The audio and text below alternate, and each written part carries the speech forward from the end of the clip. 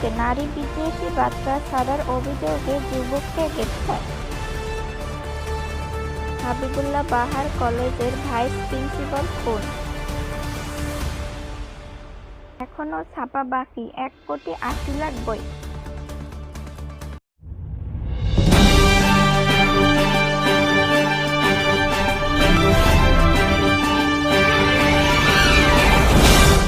ফেসবুকে নারী বিদ্বেষী বার্তা ছাড়ার অভিযোগে যুবককে গ্রেপ্তার। নারীদের প্রতি তার মন্তব্য অনেক আপত্তিকর বলেন পুলিশ। পাগলের বেশে নারীদের পোশাক নিয়ে বিভিন্ন আপত্তিকর মন্তব্য ও সেগুলো ভিডিও ধারণ করে ফেসবুকে ছাড়ার অভিযোগে এক যুবককে গ্রেপ্তার করে পুলিশ। সোমবার বিকেলে 4টার দিকে ঢাকা আমিরবাজার থেকে সাভার থানার পুলিশ তাকে গ্রেপ্তার করে বলে পুলিশ সদস্য।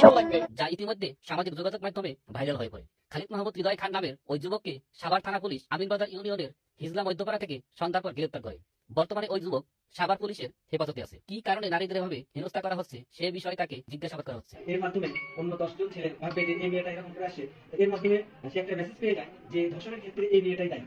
তো এইটার জন্য এবং আমরা হৃদয় খান নামক একজনকে গ্রেপ্তার করেছি আমিনবাজারের হিজলা মধ্যপাড়া থেকে। তো তাকে গ্রেপ্তার করার পরে তাকে প্রাথমিক জিজ্ঞাসাবাদ জানা যায় সে টিকটকের করে এবং এটার মাধ্যমে সামাজিক যোগাযোগের মাধ্যমে সে বিভিন্ন রকম ভাবে মেয়েদের হেয় প্রতিপন্ন করে এবং বলে যে তুমি বোরকা পরো না কেন, তুমি হিজাব পরো না কেন, তুমি ধর্ষিত হবে। এবং একটা ভিডিওতে দেখা যায় যে ছোট একটা মেয়েকে জিজ্ঞাসা করছে যে তুমি বোরকা পরো না কেন, তো বলে যে আমি হিন্দু।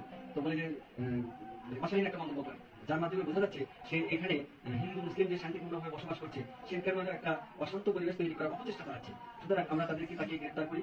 হাবিবুল্লাহ বাহার কলেজের ভাইস প্রিন্সিপাল খুন। বলেন, ভোরের দিকে কোনো এক সময় তাকে ছুরির আঘাত করে বাসার বাথরুমে আটকে রাখা হয়েছে। তিনি উত্তরাখান্ড থানাধীন পুরাপাড়া এলাকা ভাড়া বাসায় খুন হয়েছেন হাবিবুল্লাহ বাহার কলেজের ভাইস প্রিন্সিপাল সাইফুর রহমান ভূঁইয়া। এখনো ছাপা বাকি 1,80,00,000 বই। মার্চের মাঝামাঝি সব বই ছাপা ও বিতরণ সম্ভব হবে বলে। অক্টোবর থেকে ডিসেম্বর 3 মাস সময় পেয়েও লেজে গোবরে অবস্থা প্রাথমিক মাধ্যমিক শ্রেণীর বই বিতরণে। শতাধিক ছাপাখানাকে সময় বেঁধে দিলেও কাজ হয়নি। তাদের অজুহাত কাগজ সংকট। তাই পাঠ্যপুস্তক বোর্ড আস্থা রাখছে মাত্র 41টি ছাপাখানার উপর। জানুয়ারির 1, 5 আর 20 মোট 3 ধাপে বিতরণের মেয়াদেও বই পাচ্ছে না শিক্ষার্থীরা। প্রাথমিক থেকে দশম শ্রেণীর জন্য প্রয়োজন 41 কোটি বই। প্রাথমিকের 10 কোটি বইয়ের মধ্যে মাত্র 4 কোটি বই ছাপানো সম্ভব হয়েছে। মাধ্যমিকের 31 কোটি বইয়ের মধ্যে মাত্র 7 কোটি বই ছাপানো হলেও সব বই পৌঁছানো যায়নি। তবুও এনসিটিভি আশা করছে চলতি মাসেই বিতরণ করা হবে সব বই।